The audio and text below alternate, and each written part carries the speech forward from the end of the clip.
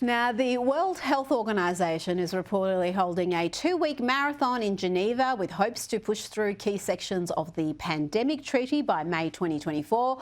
The Pandemic Treaty is that controversial blueprint for how the WHO and the international community will deal with future pandemics.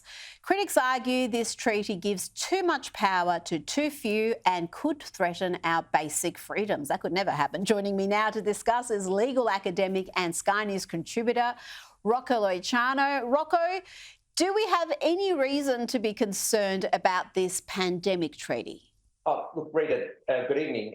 Look, there's every reason to be concerned because the preface to making this was that the World Health Organization does not want to repeat the mistakes of the past and prepare us for the next pandemic. But of course, when you look at the fine print, the powers that the World Health Organization is seeking is to have enhanced control over national decision-making in relation to health decisions, enhanced powers in relation to combating misinformation. And they're just two, as well as the authority to make it easier for them to declare a pandemic. Now, that would basically mean we'll just copy and paste what happened in COVID and repeat it again. So we're looking again at lockdowns, mask mandates, vaccine mandates, but this time countries such as Sweden and other Scandinavian countries, and Florida, of course, which wanted to adopt an alternative approach and, of course, had better outcomes, would be prevented from doing so. Well, that would be shocking indeed, because we saw what happened in this country. You would never think in Australia we would be having not just lockdowns, but curfews, state border closures, people not able to return to their own homes, not able to see their loved ones. And we did that in large part, Rocco, because we followed the WHO advice. We followed what China was doing, because China seems to have enormous power within the World Health Organization. Yeah, exactly. And look, this is the thing that they say they don't want to repeat the mistakes of the past, but the advice that they gave was to follow China's lead and lockdown and close schools and all these other things, which we're seeing today are having terrible outcomes. I mean, this has the potential to be Daniel Andrews, Mark McGowan and Anastasia Palaszczuk all together on steroids. God forbid. Now, Anthony Albanese's backtracked on having any sort of a COVID Royal Commission. Now, that's upset many, understandably. We have this special commission of inquiry instead, but it lacks power. We can't use that to compel witnesses like the state premiers, the likes of Dan Andrews and Anastasia Palaszczuk. What is this sort of toothless inquiry going to tell us, Rocco?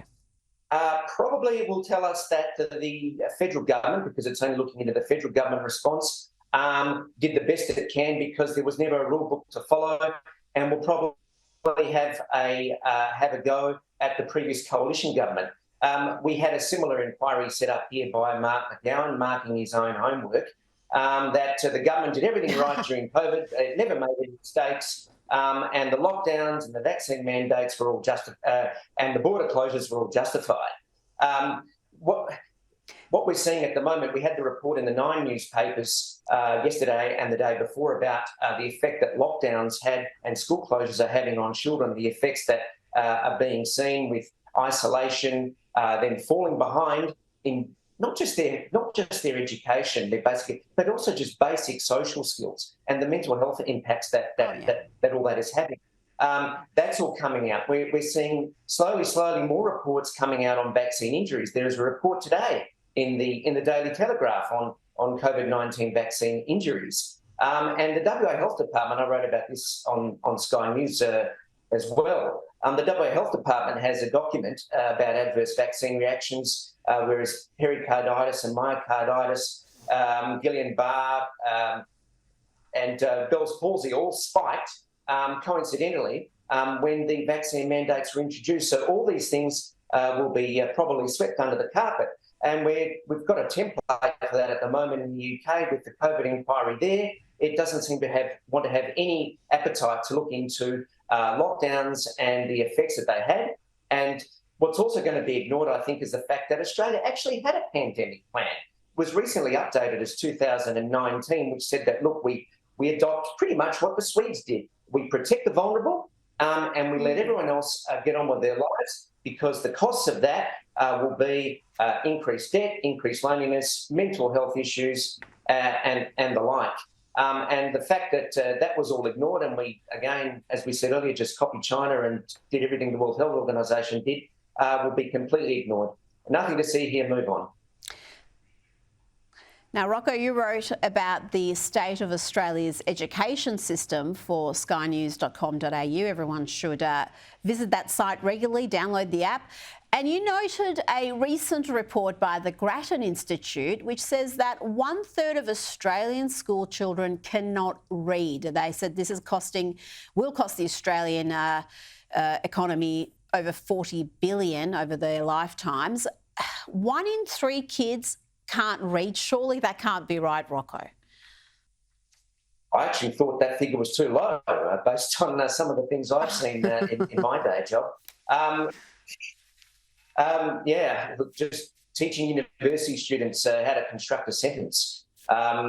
Look, we've seen since the Donsky report back in 2010 that he was commissioned by Juliet Gillard to write a report on how our education system could be improved and how Australia would be aiming to be in the top 5 in the world on the education statistics.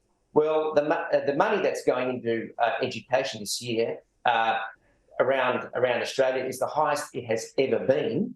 We're talking about billions of dollars every year, but the education outcomes are going south.